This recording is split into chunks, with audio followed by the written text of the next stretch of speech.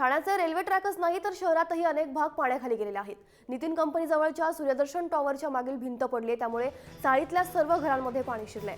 सकाळपासूनच ठाण्यात पावसानं जोरदार सुरुवात केली आहे। गेल्या 2 तासात जवळपास 103 मिलीमीटर इतक्या पावसाची नोंद झाली आहे। वंदना सिनेमा, श्रीरंग सोसायटी, राबोडी भागात पाणी साचलंय। अनेक ठिकाणी पाणी साचलंय, त्यामुळे वाहतूक देखील मंदावली आहे।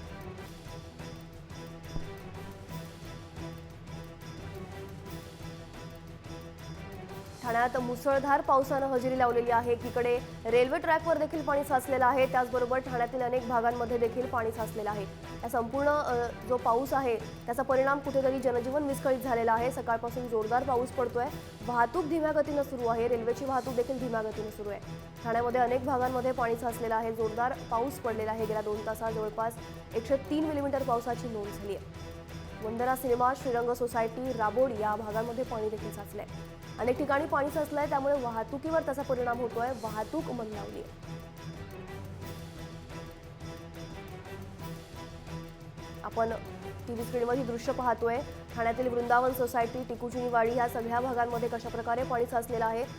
दुकानांमध्ये देखील पाणी गेलेलं आहे, अनेक भाग आहेत त्यांचे पाणी साचलेलं आहे, गुडघाभर पाणी साचलंय।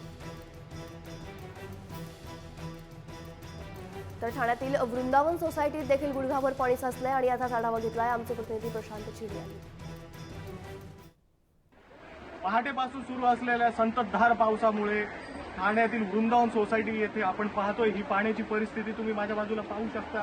प्रचंड प्रमाणात पाणी साचलंय, तळमजला असेल तो पाण्याखाली गेलेला आहे। लोकांना अशा प्रकारे गाड्या ढकलाव्या लागतात, लोकांची रीग लागलेली दिसते आहे, गुडघ्या एवढं पाणी आहे। अजून असा पाऊस चालू राहिला तर येत्या काही वेळात जोरदार पावसामुळे येथील जनजीवन अजून विस्कळीत होईल। प्रशासनाने या संदर्भात काहीतरी ठोस उपाययोजना करण्याची गरज पहिल्यापासूनच वर्तवण्यात येत होती, मात्र अद्यापही आणि ह्या पावसामुळे मोठ्या प्रमाणात नागरिकांचे हाल होताना दिसत आहेत। गाड्या बंद पडताना दिसत आहेत, लोक एकमेकांचे हात पकडून चालताना दिसत आहेत। सध्या ही परिस्थिती आहे ठाण्यातील वृंदावन सोसायटी येथे।